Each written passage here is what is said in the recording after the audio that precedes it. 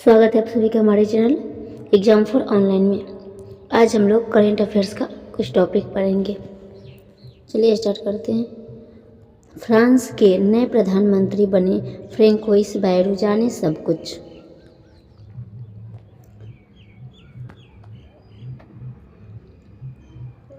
France के राष्ट्रपति Emmanuel Macron ने फ्रांसवा बायरू को देश के प्रधानमंत्री के रूप में नामित कर दिया। फ्रांस के राष्ट्रपति इमैनुएल मैक्रों ने फ्रांसवा बायरू के देश के प्रधानमंत्री के रूप में नामित कर दिया।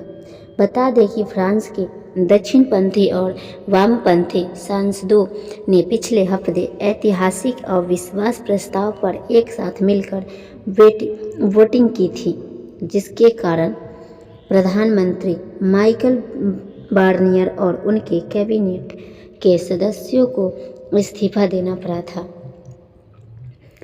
फ्रांस के दक्षिणपंथी और वामपंथी सांसदों ने पिछले हफ्ते ऐतिहासिक अविश्वास प्रस्ताव पर एक साथ मिलकर वोटिंग की थी, जिसके कारण प्रधानमंत्री माइकल बार्नियर और उनके कैबिनेट के सदस्यों को इस्तीफा देना पड़ा था। मैक्रों के मध्यमार्गी गठबंधन में महत्वपूर्ण साझेदारी 73 साल के बायरू दशकों से फ्रांस की सियासत में अहम स्थान रखते थे। मैक्रों के मध्यमार्गी गठबंधन में महत्वपूर्ण साझेदार 73 साल के बायरू दशकों से फ्रांस की सियासत में अहम स्थान रखते थे।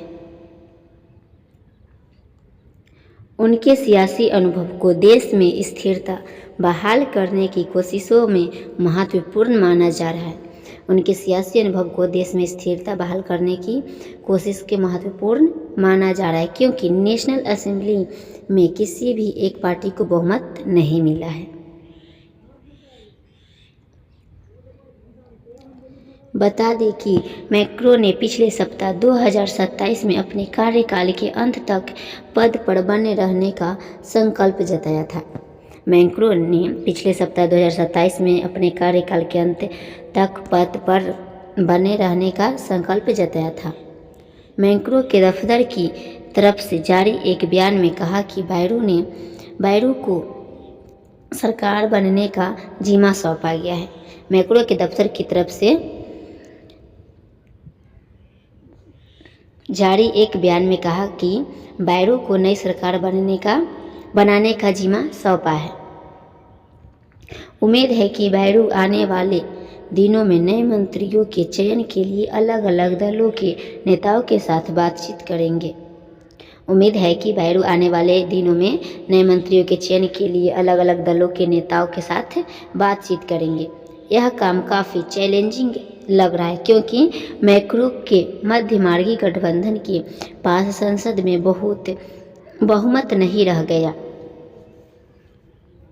यह काम काफ़ी चैलेंजिंग लग रहा है, क्योंकि मैक्रों के मध्यमार्गी गठबंधन के पास संसद में बहुमत नहीं रह गया और बायरू के कैबिनेट को सत्ता में बने रहने के लिए वामपंथी और दक्षिणपंथी दोनों पक्षों को उदारवादी सांसदों पर निर्भर रहना होगा। कुछ रूढ़िवादियों के भी नई सरकार का हिस्सा बनने की उम्मीद है। अगला टॉपिक है, शिक्षा मंत्री के रूप में हुए थे लोकप्रिय। कुछ रूढ़िवादियों के नई सरकार का हिस्सा बनने की उम्मीद है। कुछ रूढ़िवादियों के नई सरकार के हिस्सा बनने की उम्मीद है। बायरू को हाल में यूरोपीय संसद के धन के गबन के आरोप वाले मामले में बरी कर दिया गया था। बायरू को हाल में जो यूरोपीय संसद के धन के गबन के आरोप वाले मामले में बरी कर दिया गया था। बायरू फ्रांसीसी जनता के बीच तब तक लोकप्रिय हुए जब वह 1993 से 1997 तक सरकार में शिक्षा मंत्री थे। बायरू फ्रांसीसी जनता के बीच कब तक लोकप्रिय बने रहे? 1993 से 1997 तक सरकार में शिक्षा मंत्री रहे थे। वह 3 बार 2002, 2007 और 2012 में राष्ट्रपति पद के उम्मीदवार रहे थे। वह 3 बार 2002, 2007 और 2012 में राष्ट्रपति के पद पर उम्मीदवार रहे थे।